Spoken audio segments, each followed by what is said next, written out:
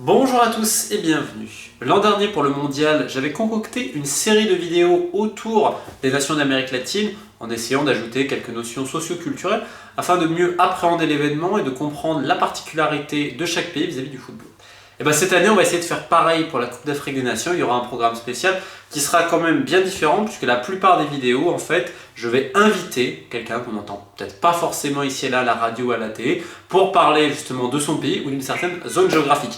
Mais on va débuter avec une vidéo plus globale autour de cette Coupe d'Afrique des Nations comme j'avais fait pour la Copa América.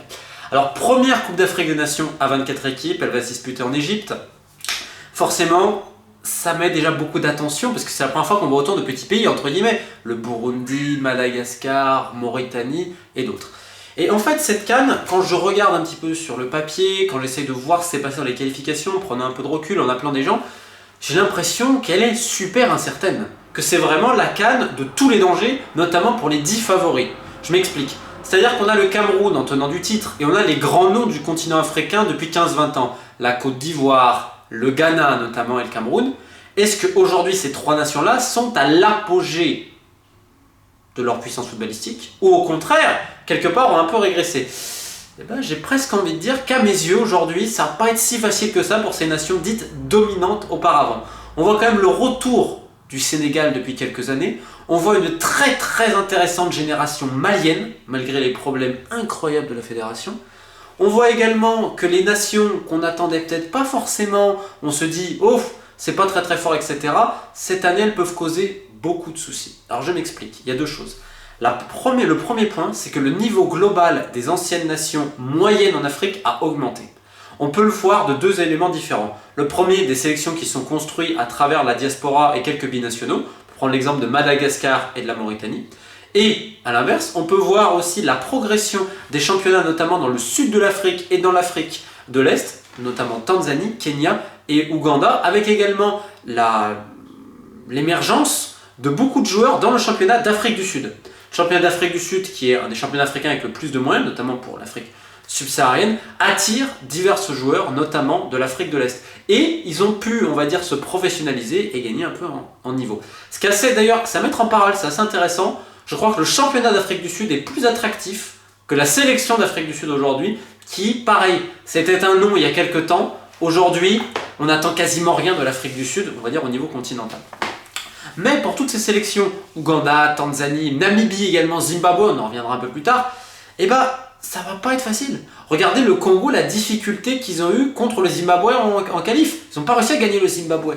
Algérie-Kenya et Algérie-Tanzanie. On se dit, l'Algérie, il va falloir être prêt mentalement, parce que ça va être une guerre, il n'y a pas d'autre mot.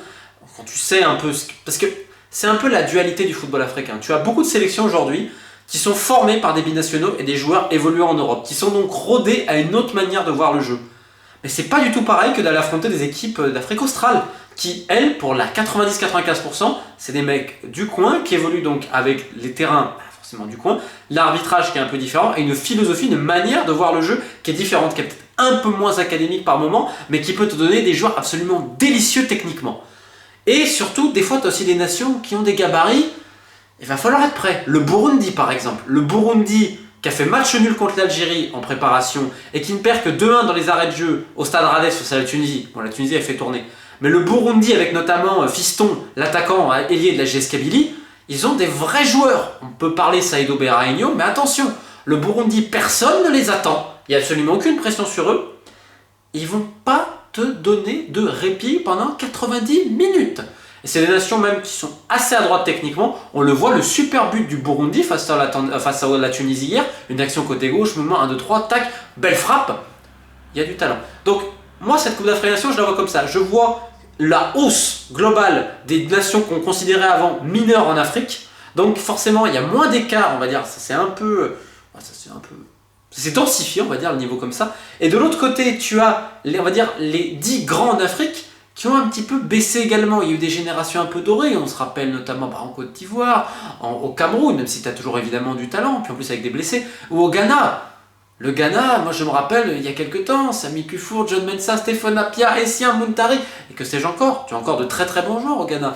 Mais on va dire qu'avant ils avaient un avantage à la fois psychologique et à la fois footballistiquement sur les qualités individuelles. Aujourd'hui, Ils ont toujours un avantage contrairement à d'autres pays, mais ça s'est un peu nivelé. Regardez la difficulté maintenant dans les qualifications de Cannes.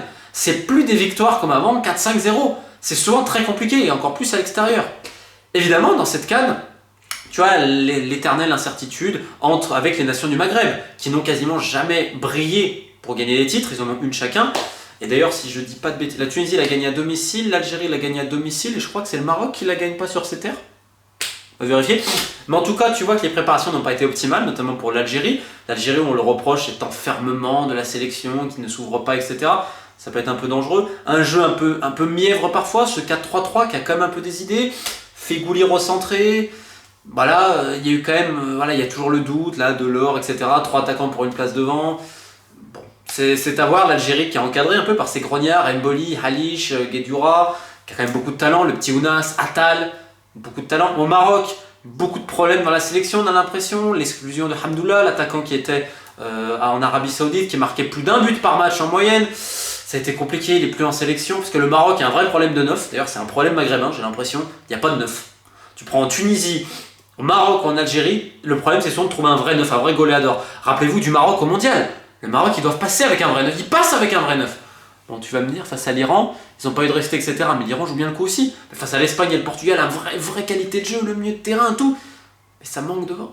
Et là, le Maroc, la préparation chaoteuse, défaite contre la Gambie, défaite contre la Zambie, des erreurs défensives. On parle de quelques problèmes en sélection. La dernière compétition d'Hervé Renard. Le premier match du Maroc va être clé. Parce que si tu le perds encore ou tu fais pas une victoire, la confiance forcément s'effrite, les tensions et tout. Moi je pense qu'ils peuvent encore aller très très loin. Tu as la Tunisie qui est peut-être la plus solide des nations du Maghreb, avec peut-être moins de stars, même si on va parler de Kadri, de Msakni. Mais tu as par exemple, moi je trouve que c'est un superbe joueur, l'un des meilleurs défenseurs du continent africain, Ben Mohamed de l'Espérance, qui peut jouer un peu sur tout le flanc gauche en plus. Moi j'espère qu'il va être un peu titulaire. Tu as cette base aussi construite depuis des années avec les mecs de l'Étoile, du Sahel et de l'Espérance. Même s'il y a la blessure du milieu Ben Amor de l'Étoile, qui est quand même un joueur, je pense, très important dans cette sélection. Bref, il n'y a pas non plus de certitude. Peut-être que la Tunisie est un groupe un petit peu moins relevé, entre guillemets. Mais attention, cette année, cette CAN, elle me paraît dantesque. Parce que vraiment, tous les matchs, tu te dis... Et en plus, ça joue en Égypte, donc niveau de terrain, tu as quand même la chance, ça soit un petit peu mieux. Évidemment, l'Égypte, qui fait quand même peut-être figure de favori, comme souvent en Afrique. Le pays hôte a quand même toujours plus de chances d'aller un peu plus loin. On va voir, ils ouvrent le bal donc vendredi soir, comme je vous le dis, beaucoup de vidéos, donc entretien sur la chaîne. Alors voilà, il va y avoir plusieurs essais, ça va être des... Je vous garantis pas la qualité, etc. J'ai quelques personnes qui vont essayer de m'aider pour le montage, parce que moi je ne maîtrise rien. D'ailleurs, s'il y en a d'autres qui veulent se manifester, il n'y a pas de souci, parce qu'en fait l'idée c'est de donner la parole à ceux qui l'ont pas forcément, en vous montrant un angle un peu socio-culturel et les particularités, spécificités de chaque pays, un peu sur la CAN. Et notamment des nations dont on parle jamais. Donc si les gens m'écoutent du Burundi, n'hésitez pas, si des journalistes du Burundi m'écoutent, des joueurs du Burundi m'écoutent, n'hésitez pas à me contacter. Tous les pays, Zimbabwe, Namibie, etc. Bref, on se retrouve très très vite. En tout cas, vous pouvez également me suivre sur ma page Facebook où il y aura beaucoup d'actualités autour de la CAN. Et puis voilà, je vous parlerai aussi bientôt de la Gold Cup avec Cuba, plein d'autres choses. Bref, j'ai hâte quand même de voir ça. Et je vous dis à bientôt. N'hésitez pas à me dire ce que vous en pensez aussi. Ciao!